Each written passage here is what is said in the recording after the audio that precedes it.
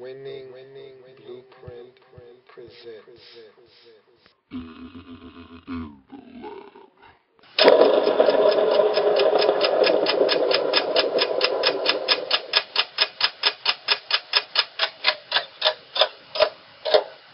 5 minutes or less. Baltimore Ravens. Welcome, I'm your host, Lou. This is the Baltimore Ravens in 5 minutes or less. I got 5 minutes on the clock. Let's begin. So the high point of the season for the Baltimore Ravens. Do I really need to tell you what the high point of the season was for the Baltimore Ravens? Does it get any higher than winning the Super Bowl? I think not. I mean, finally getting to the apex, finally getting to the top of that mountain. Guys like Terrell Suggs, Ed Reed, who have been at it for such a long time, finally being able to call themselves Super Bowl champions. That's what it's about. That's what you work hard for in the offseason. That's why you lift all them weights, as Bill Parcells said eloquently once. That's why you train in the offseason. That's why you go through those rigorous training camps so that you can call yourself the best at the end of the season. The Ravens were able to do that in the 2012 season. So that's the high point. Let's talk about the low point of the season for the Ravens. And for the Ravens, this was how you build a championship team.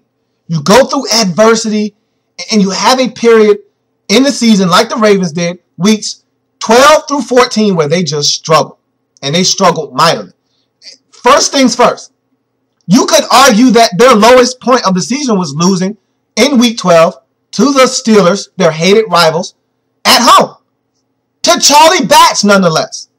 You don't lose to Charlie Batch at home after you went to Pittsburgh and already got one from them. You don't lose to Charlie Batch at home after Charlie Batch had an abysmal performance the week before against the Cleveland Browns in a loss. But you did. In comeback fashion, the Steelers were able to get you. But it didn't stop there. The next week, you go on the road to Washington to take on your Beltway rivals. You have that game in hand. You let it slip away. It goes to overtime. You lose that game as well. Then you come back home and you are annihilated by the Denver Broncos. And in a 3-week stretch, you go from being one of the best teams in the AFC to just one of the teams in the AFC.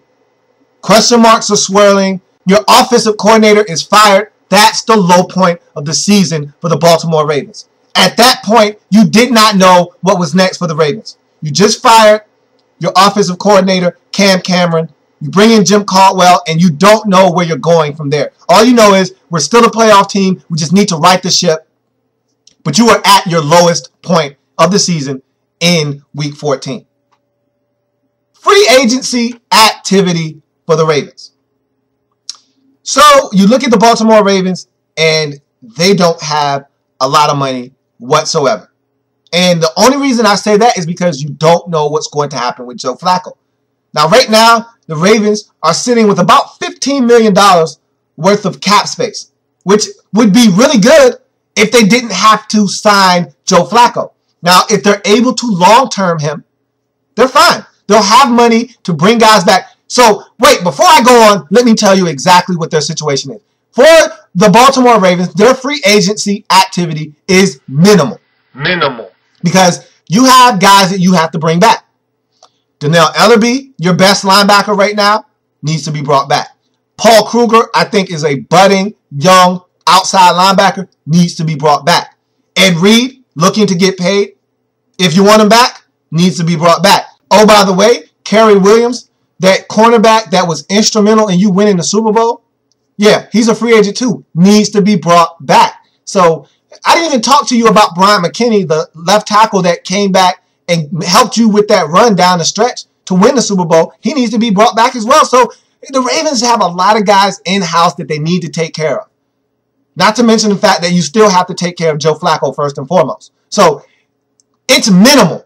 Free agency activity for the Ravens is minimal because you just have too many in-house guys that you need to take care of before you can start going out there and looking elsewhere. Take care of your own, and then you can start worrying about what else is out there for you to go fishing after.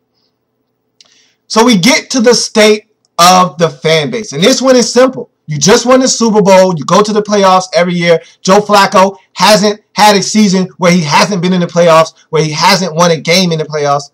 It's extreme optimism. What else could it be? Optimism. You win the Super Bowl after countless attempts at trying to get there. You finally get it done. Yeah, Ray Lewis is gone. Yeah, you got a lot of free agents looming over your head. But look, it's going to take you 3 or 4 months minimum just to get over that Super Bowl lull, that high of winning the Super Bowl. So it's extreme optimism.